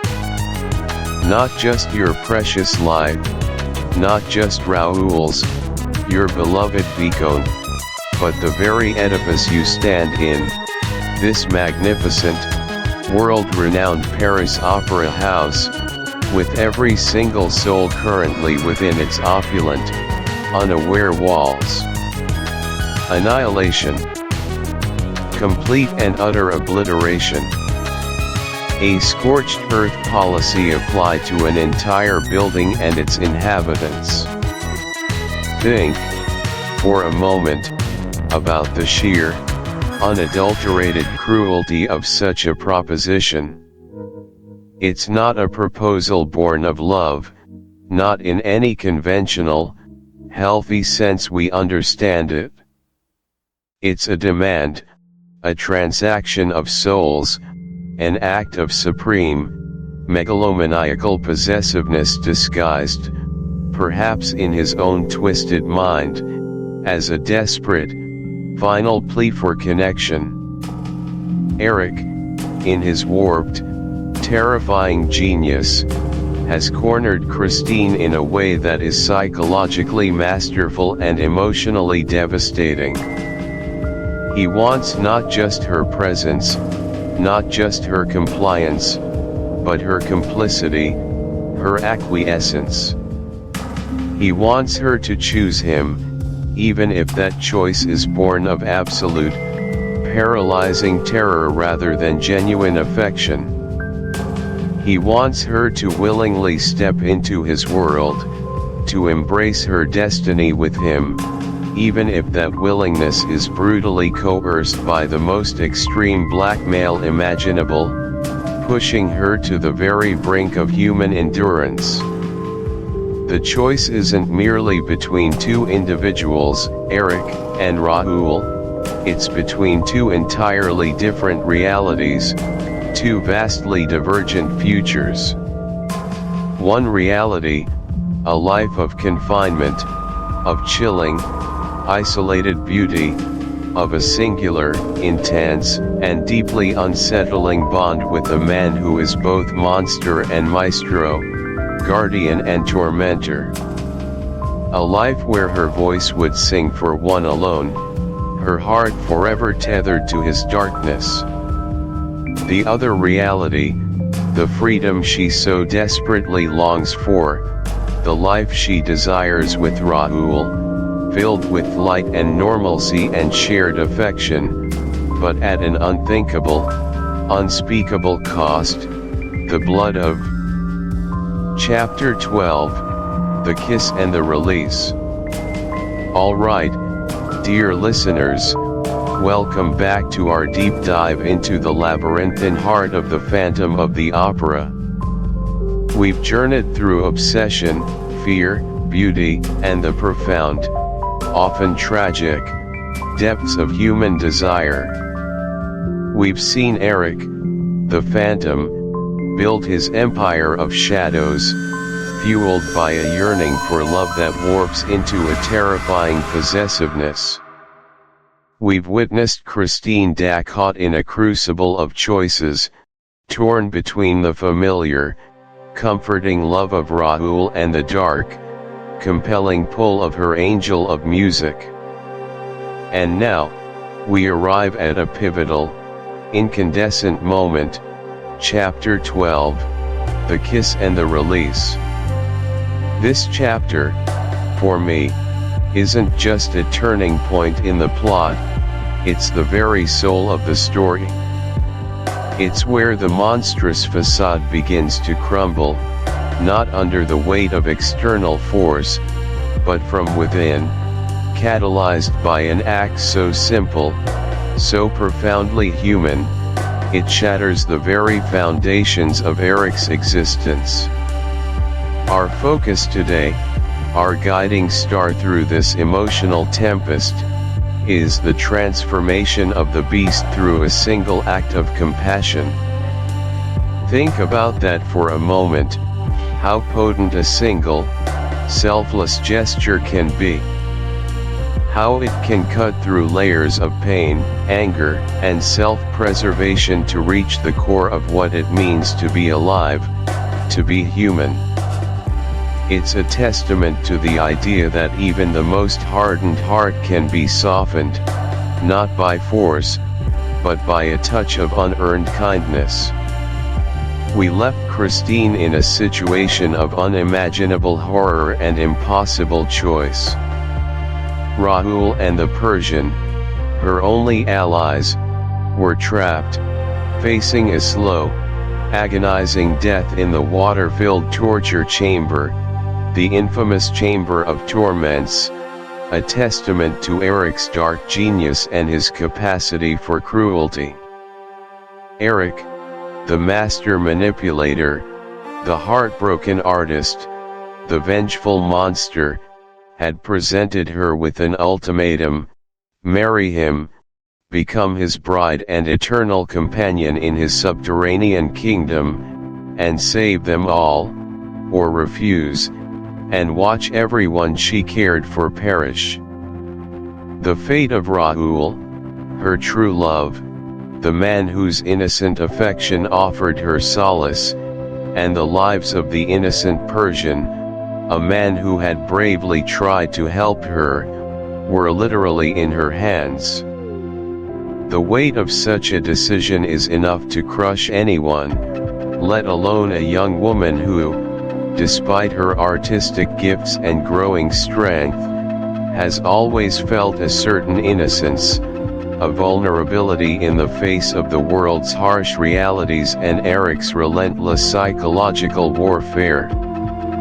Imagine that scene, truly feel it. The oppressive heat, the stench of gunpowder and decay, the glint of Erik's jewel-encrusted hand as he points to the ghastly torture mechanisms, the eerie silence broken only by the distant, gurgling threats of his victims trapped in the rising waters below.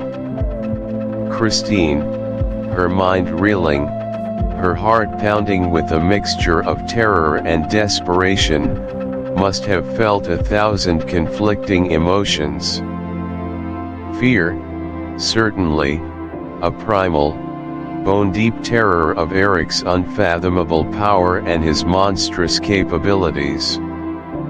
Despair, knowing that no matter what she chose, a part of her would be forever scarred, either by complicity in his madness or by the guilt of their deaths.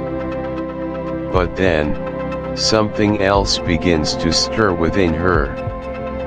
A dawning, horrifying understanding.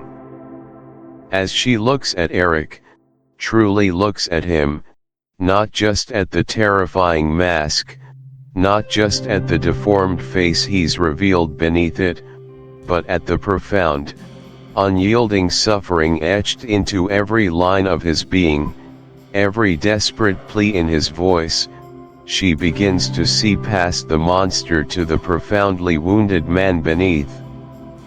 She sees the broken child behind the beast, the agony of a lifetime of rejection that fueled his rage. This isn't to say she condones his actions. His atrocities are unforgivable, his methods barbaric. But in that moment, faced with ultimate destruction, something shifts within her. Perhaps it's a flash of empathy for the suffering creature before her, an understanding of the immense depth of his isolation, the sheer loneliness that must have driven him to such extremes. Perhaps it's the realization that to fight him with fear, with anger, with outright 7-day action plan, unmasking your potential. Hey everyone, and welcome back to the channel. We've just embarked on a truly fascinating journey through the grand, tragic, and haunting world of Gaston Leroux's The Phantom of the Opera. We've explored the labyrinthine corridors beneath the Paris Opera House, delved into the tormented soul of Erik, the Phantom himself, and witnessed the emotional crucible that transformed Christine Daaé. We've discussed themes of obsession, beauty, monstrousness, and the profound human yearning for love and acceptance. But as I always say, the most potent stories don't just entertain us, they hold up a mirror, inviting us to see reflections of ourselves, our struggles, and our potential. And today, we're going to take those powerful lessons off the page and weave them directly into the fabric of your own life. This segment is dedicated to 7-day action plan, unmasking your potential. Consider this your personal invitation, your own cryptic note from the angel of music, guiding you to explore the hidden depths of your being. Our specific goal is to actively apply the book's timeless and deeply resonant lessons on empathy, on confronting our own internal shadows, and on cultivating the radical courage of vulnerability to your everyday existence.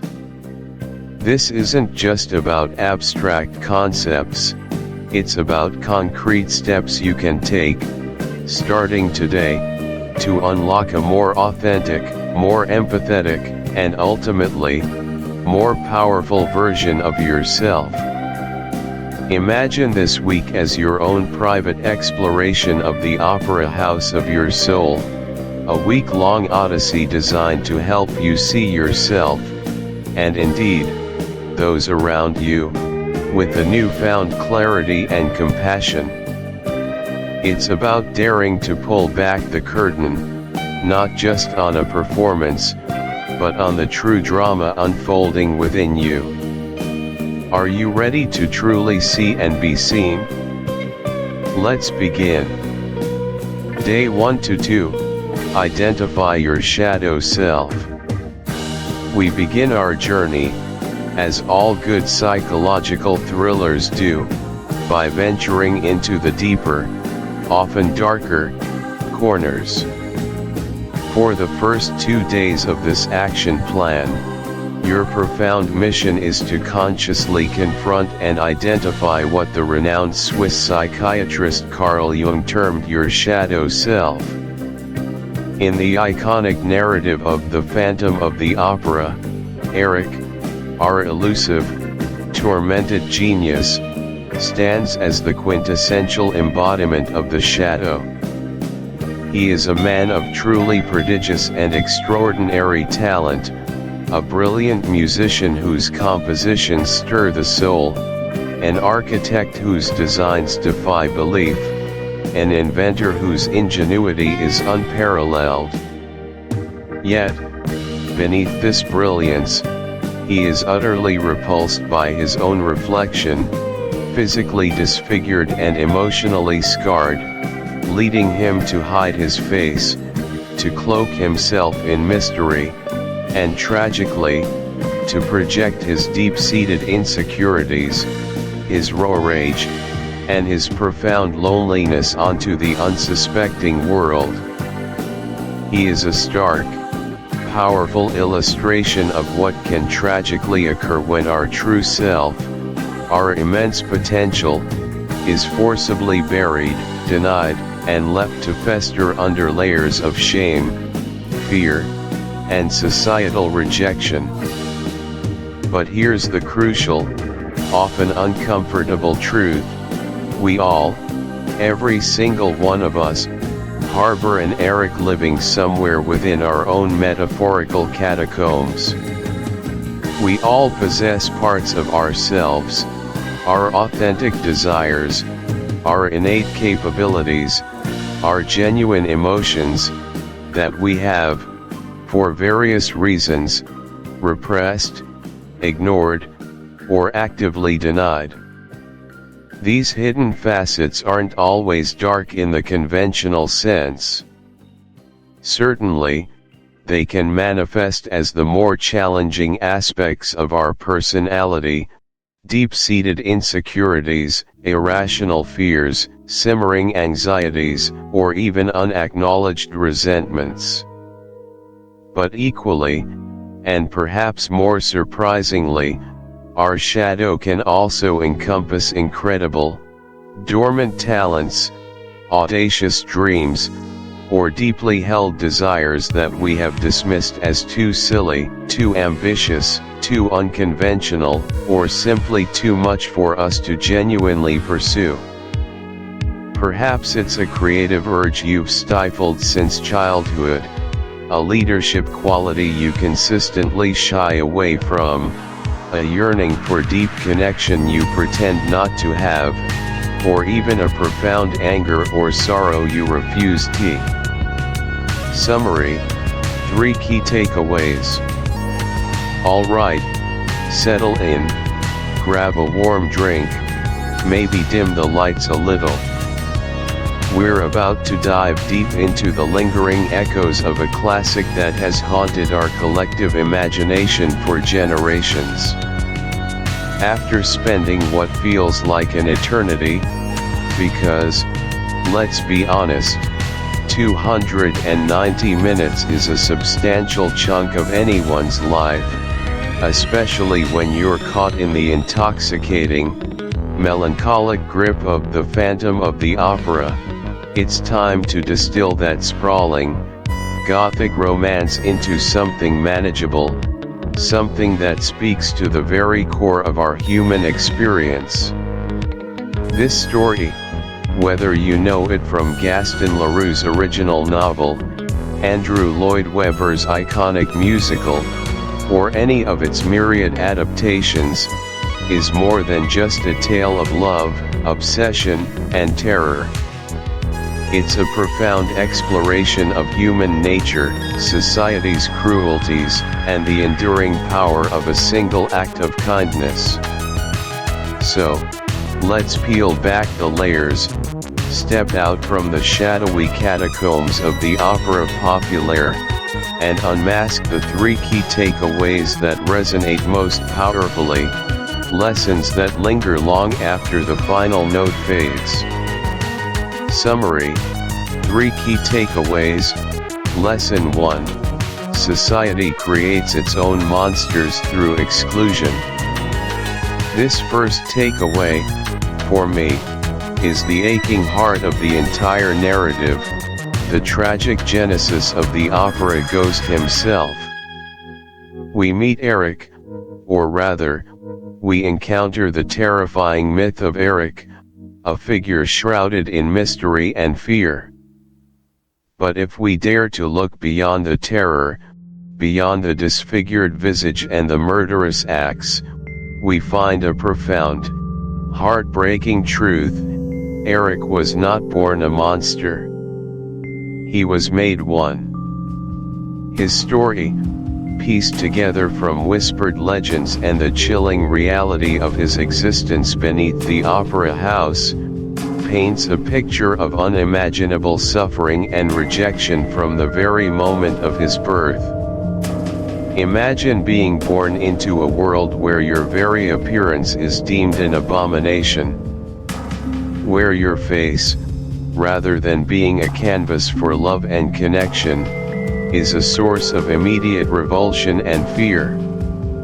Erik's earliest experiences were not of tender touch or loving gazes, but of ostracism, mockery, and outright cruelty.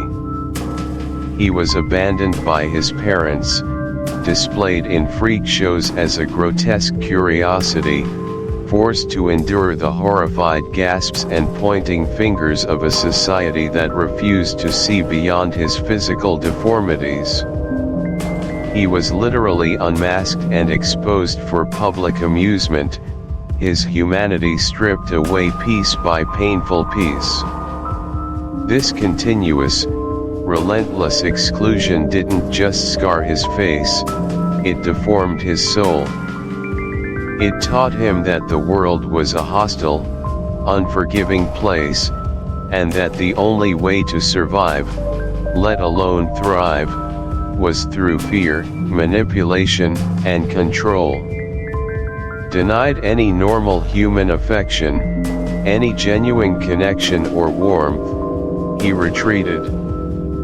He became a master architect, a brilliant musician, a dazzling magician, yes, but all in the service of building a kingdom of shadows, a fortress beneath the opera house where he could be king, where he could dictate terms, because in the world above, he was merely an outcast, a phantom.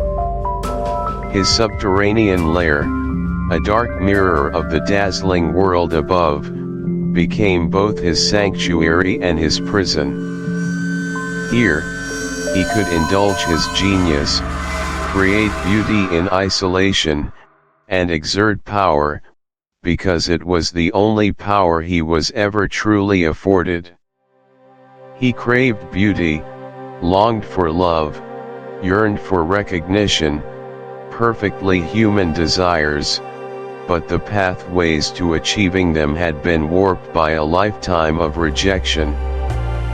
He learned to wield terror as a tool, to control through fear, not because it was inherently his nature, but because it was the only language he had been taught by a world that refused to embrace him. This powerful lesson resonates far beyond the gilded proscenium arch of the Paris Opera. It forces us to confront uncomfortable truths about our own societies. How often do we, consciously or unconsciously, contribute to the marginalization of others?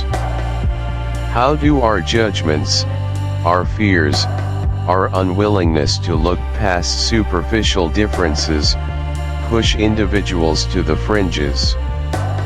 When we deny someone their inherent humanity, when we law CTA, join the opera house.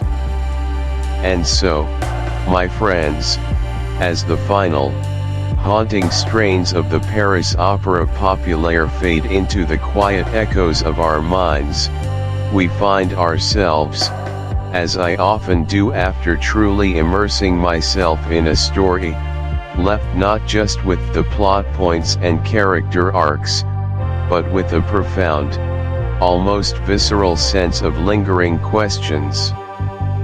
The kind that burrow deep, demand contemplation, and perhaps, more than anything, compel us to turn to one another and ask, what do you think? This journey through Gaston Leroux's The Phantom of the Opera is a kaleidoscope of grand romance, chilling suspense, and, at its very core, an agonizing study of human isolation and longing. We've witnessed the glittering facade of the opera house, peeled back its opulent layers, and dared to descend into its shadowed depths, confronting the enigma that is Erik. And now, the spotlight, metaphorically speaking, turns to you. My burning question, one that has ignited countless debates in literary circles, and frankly, within the quiet confines of my own thoughts, is this: when you truly consider Erik, the man behind the mask, the genius architect, the terrifying specter, the heartbroken lover. Do you pity him, or do you condemn him? It's not a simple question, is it? And it's certainly not one with a universally agreed upon answer. And that, my friends, is the very beauty and torment of great literature. On the one hand, how can one not feel a profound, aching pity for Erik? From the moment of his birth, cursed with a physical deformity that rendered him a monster in the eyes of the world, he was abandoned, ostracized, and subjected to a life of cruel public exhibition and profound solitude. Imagine, for a moment, never knowing a gentle touch, a kind word, a loving gaze. Imagine having a soul teeming with an unparalleled artistic brilliance, a prodigious talent for music, architecture, and invention, yet being utterly denied the simple human connection that feeds the spirit. He built an underground kingdom, not out of malice, but out of a desperate need for a sanctuary, a place where his ugliness wouldn't perpetually reflect the world's disgust back at him. His longing for Christine, though twisted and possessive, stems from an innocent, almost childlike yearning for beauty to embrace him, for someone, anyone, to look past the physical and see the soul beneath. His heart, beneath the disfigurement, yearned for love, acceptance, and the chance to be seen as human. This profound, almost existential loneliness is a torment no person should endure, and in that, there is an undeniable, heartbreaking tragedy that evokes deep pity. Yet, on the other hand, how can we simply absolve him, or merely pity him, without acknowledging the undeniable terror, the manipulation, and the outright villainy of his actions? Erik is a murderer. He is a kidnapper. He is a master of psychological torment, holding an entire opera house in the grip of fear. He manipulates Christine with promises of artistic glory, only to trap her in a gilded cage of his own making. He inflicts pain, both physical and emotional, on those who cross him, or those who stand in the way of his desires. His genius is undeniable, but it is often wielded as a weapon. His longing for love is understandable, but his methods of obtaining it are abhorrent. Can we simply overlook the fear he instilled, the lives he took, the dreams he crushed, because of the suffering he himself endured? Where do we draw the line between understanding the origins of cruelty and condemning its manifestation? Does a tragic past excuse a monstrous present? This, for me, is the crux of the moral dilemma. It challenges our notions of justice, empathy, and responsibility. It forces us to confront the uncomfortable truth that sometimes, the victim can also be the villain, or perhaps, a tragically flawed individual caught in a cycle of pain that they perpetuate. I've pondered this for years, revisiting the book multiple times, and each reading brings new shades to the canvas. My own feelings ebb and flow, sometimes overwhelmed by the sheer pathos. Thank you for listening to this audiobook. If you found value, meaning, or inspiration in this journey, please remember to like the video, subscribe to the channel, and turn on notifications so you won't miss the next chapter. Your support helps us bring more timeless classics to life. See you in the next reading.